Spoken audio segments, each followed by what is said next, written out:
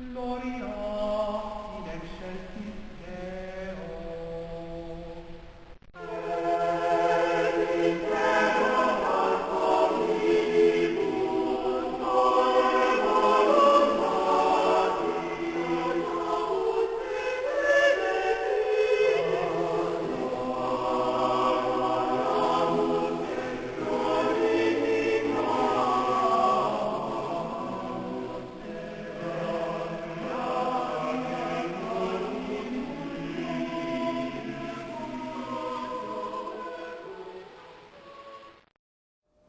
Hello again. My name is Father James McLucas, and this is another edition of Catholic Insight, produced by Keep the Faith and found here at www.keepthefaith.org. And welcome. Well, Father and I thought that last week we had finished our discussion of college years that now the seniors are facing, seniors who are just graduating from high school are facing. We thought we had finished our discussion. But as we talked further about it, we said, you know, we could use one more program about this. I don't know whether you can use one more program about this, but we could. So one of the things, Father, that you had mentioned to me that you thought was worthwhile discussing and opening up this last session of this topic is freshmen coming in at the end of their first semester. You said they should be beginning to ask themselves some questions. All right, and could you just talk about that a little bit? Well, I think, again, the first semester in particular is pretty crucial for a freshman because so many of these different things are happening. Now, again, most kids handle them in stride. It's not as if these things are material for drama. They shouldn't be, although each one is going to feel them accordingly. And when you have many new experiences, even the littlest bit of drama, as it were, is going to tend to magnify things and make it perhaps a little more traumatic than it ought to be.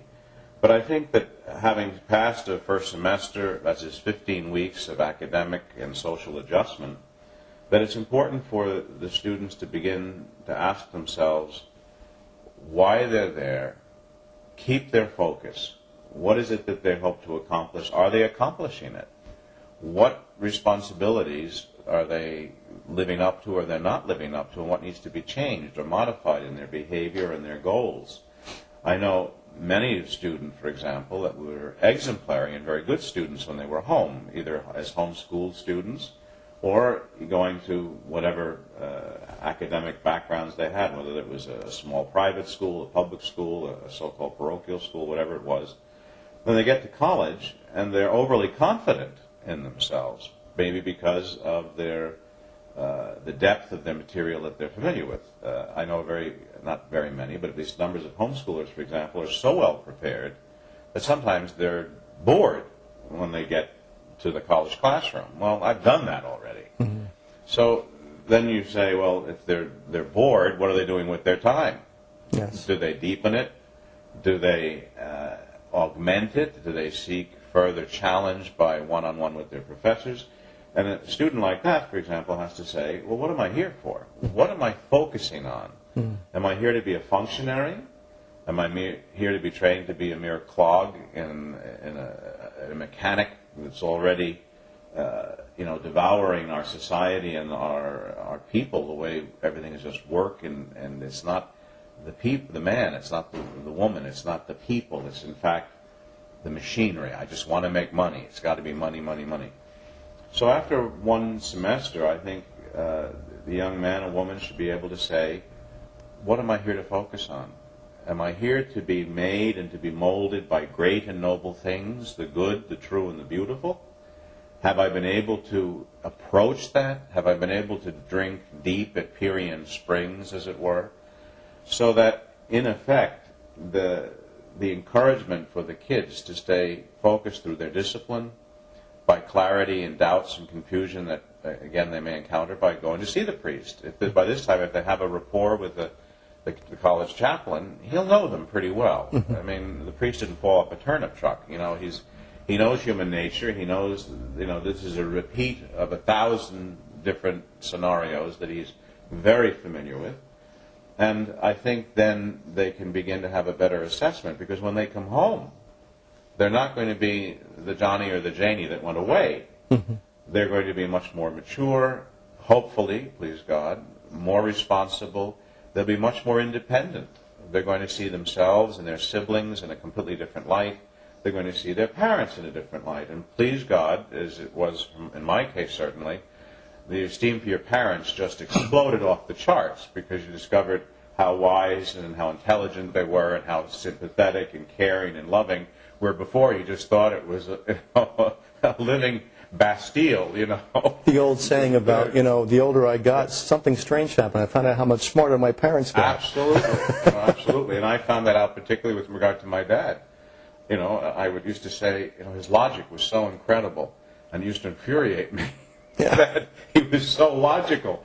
And then when I came back after my first semester at school, I really appreciated, you know, gee, Dad's gotten so wise, and gee, I should have talked to him about this long since. But, you know, also, just on that point, okay, because there's a flip side to it, too. And I think, sure. because not everyone will have that, they'll have part of that experience. Right. But don't be afraid also that as you mature, and as you're away from school, as you're maturing intellectually, emotionally, spiritually, that you begin to also see foibles in your parents that weren't there. Oh, of course. Sure. Okay, and just as you've discovered more things about yourself as you grow into adulthood, and also the distance gives you a different perspective, don't be shocked at the fact that, you know what, mom and dad and sisters and brothers and aunts and uncles, all right, have foibles just like you do, and don't think that there's something that's dark and something that you didn't see before, and it's just simply a normal process of dealing with adults as an adult.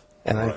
I think that's a very, very important point to keep in mind. But I interrupted you, Father. I'm sorry. No, that's the dovetail. I mean, I think it's both are accurate, and of course, the one thing that youth is not notorious for is tolerance, because it's very impatient. Yes. And kids can be impatient with themselves, and they can be impatient with even the system. You know, they want so much, and they have such great expectations. But again, that sense of simplicity and that sense of maturation that comes means they're more tolerant of, you know, this or that foible or this or that defect, as it were, or at least more understanding. Yes. Because this much is true, and it's not easy for the young to learn, that at least if they can understand a thing, even if they don't necessarily approve of a thing or they don't like a thing, either in itself because it's not desirable or at least in terms of themselves, if they can at least understand something, then they can find a way through patience to be virtuous in dealing with it. Yes. Because understanding can make an enormous difference. It's, for example, you suddenly discover, well, this isn't personal. Mm-hmm. Mm-hmm. You know, as a kid, you take things very personally, very deeply. Now, with a year or certainly a semester under one's belt, one can begin to see, as one grows through college, that maybe many of these things that I took as being personal aren't so personal. Mm. It's a part of life that you have to have a little bit of give and take about, and a great deal of compassion and understanding. Before, indeed, even within one's family, one can say, there, before the grace of God, go I. Because, again, the youth tends to be a bit intolerant and a bit uppity at times in terms of ideals and standards. Yes. Also, I think at the end of the first semester is a universal crisis, and that is preparing for final exams, and grades. Right. Let's start with the grades. I found that very often students could get very discouraged at the end of their first semester that their grades weren't what they expected them to be. Now, let's face it, you and I both have met students that they got exactly what they should have expected. Okay. But there are also sometimes students that are very hard on themselves, right, you know, who are used to getting the A in high school, and all of a sudden are getting B's in college. And they begin to go into this, what I call an emotional tailspin, because they begin to identify their self-worth in terms of grades. There's something wrong with me, I'm not doing something right, or I'm not as smart as I thought I was. And very often that's just the opportunity for you, and grace, I think, is given the opportunity to dig in. You've got to dig down deeper. Right. As you're maturing. Things aren't going to come as easy to you in adult life as they did perhaps when you were a child, even in high school when you were a younger student. and you're going to have to dig down and get serious in a way that you really weren't expecting. But do not let yourself, if you're trying your best, in terms of college, we always look back and say, well, I could have studied more here and studied more there. You're going to find that out. But do not begin to identify your self-worth by your grades. And I found, all right, that's something that we had to talk out with the best students usually, did you find the same thing? Well, absolutely. It's the system. It's the way either the schools themselves function or, in fact, other aspects of what you go to college for. I think a wise standard for every student, including their parents, because they're anxious, they want them to do well, yes, is to focus on your education. Why are you there? For the love of education, for the love of the good, for the love of the knowledge rightly applied and used. Don't worry about your grades. If you're enthusiastic about your studies and you want to learn, your studies will always produce the right fruits. Mm-hmm. I knew a student who is now just recently ordained a priest when he was at Thomas Aquinas. And his freshman year, he asked me to get his grades. And you know what? That lad never looked at his grades. And when he graduated, I had a stack of his grades for each of the semesters for the 4 years, and he'd never looked at them. I looked at them, and my job was simply, if there was a reason to be anxious, to say, hey, in philosophy or in theology or whatever, you've got to get cracking because this is not acceptable. But he never once looked at his grades, and his academic career was excellent. Mm-hmm. He was a dynamic and dedicated student, had a good social life, but he wasn't worried about them. Right. He was worried only about his own commitment to what he was there for. He had a focus. Learning is more than grades. Oh, absolutely. And the irony was, he had nearly a straight A run. Right. He had a few B's, but they were hardly. And we're not saying grades are unimportant. We're saying that if you approach college life with the proper intellectual attitude, right, all right, and you have your ducks lined up in a row in terms of an ordered life, right, all right, and you take your studies seriously, all right. I'd rather have a curious mind, all right, than one, okay, that's constantly worried, can I get an A on this test? It's too confining, all right, you'll find, and believe me, if you're curious, you're going to get good grades. All right. Of course you the curious mind always will. Any suggestions, Father, real quickly, okay, about a couple of habits that they might want to start getting into right away as soon as they hit the old college classroom? Yeah, hit the knees. Pray a lot. Pray a lot, adapted to their circumstances. As you said, giving everything to our Blessed Lady in their career, having made, please God, before they go away to college, but once they're there, if they haven't, to make the total consecration to our Blessed Lady, who is the seat of wisdom, so that all of their academics and their academic life, given to Our Lady and seen through and with her, will make an enormous difference in terms of success, in terms of quality, in terms of the fruits that they want to bring home in themselves, for themselves, their families, and for the church. Because, let's face it, one of the reasons they're going to college is to be better equipped to get to heaven. They're going to be made better citizens for eternal life, not to become a doctor, lawyer, Indian chief, a baker, a candlestick maker, whatever it is. The point is, these experiences are to help me to do one thing, to become holy, to be faithful to God, and to use what God has given me in the best way possible, so that when I go before Him, I can say, you gave me 1 talent, and I've multiplied it to 2, or to 5, or to 10.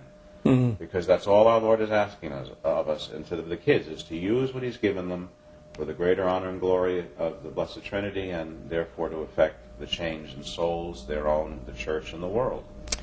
And we talked a lot mostly about the students in terms of the changes in their lives when it comes to them going to college, all right? And the parents undergo a great deal of change too, don't they? Sure, yes. And one of the things I think that parents have to come to terms with is that they will see the changes in the students that they send off to school.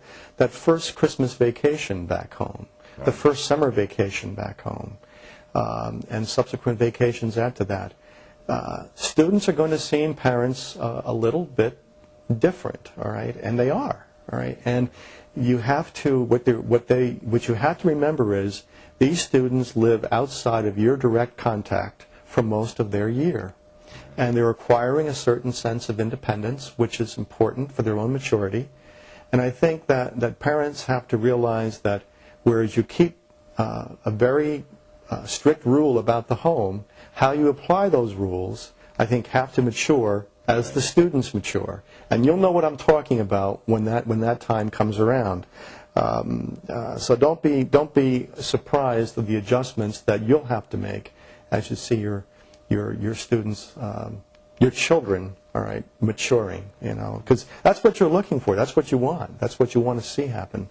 Take the fences down slowly, but by the end of their college years, the fences should pretty much be down. Right. Okay? They raise their children in a nest to protect, to nourish, to foster in them all the finest things. But the whole point of the family life is to prepare them to get out of the nest. They're going to have to take flight on their own wings. And so it starts in gentle little ways, especially when the first one goes away. So it's not cutting the apron strings, because, please God, they weren't there in a negative sense to begin with. But there was rather this fostering of confidence and trust to come back and to be a better member of the same family that nurtured them to where they are at the moment. Yes. And the one last thing I think that we should just touch upon briefly, and I think that you probably got some of it at Thomas Aquinas. I certainly got some of it at Christendom College, is that students, for instance, at Thomas Aquinas have to go and they get a liberal arts degree. Yes, right. Right. All right? Now, it's a bachelor's in liberal arts. Right, correct. And at Christendom, many of the students, the most popular major at Christendom at the time, believe it or not, was theology when I was there. Right. And philosophy came in very closely after it. Now, because the students were interested, and very often their best professors, the most interesting professors, were very often in those departments. And so they would major in theology and philosophy, and then come to me about, October of senior year and say, Father, what am I going to do with a philosophy and theology degree? And, I used to, they gave me the opportunity to ask good Catholic businessmen down there, and in that area there's a lot of them. What do I tell the students? And I remember one Catholic businessman laughed and said, you can tell them one very simple answer. You can do whatever you want to do with those. He said, because I find that, he said, if I have a corporation, he says, I'm looking for students, for graduates who have not been narrowly educated. All right, I don't want a business major coming. I won't hire a business major, he said. And this is true, I've read of many, especially young corporate leaders. Absolutely. They don't want business majors. They want people who have been trained to think, to analyze, to be clear, and to have clarity in terms of the way they approach everyday life and all their mental processes.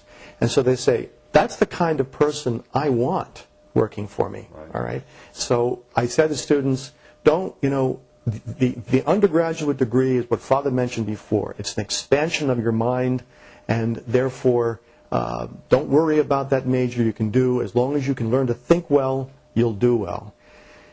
I want to thank you again for spending the last 3 or 4 weeks with us here at Catholic Insight on Catholic higher education. God bless, and we'll see you next week.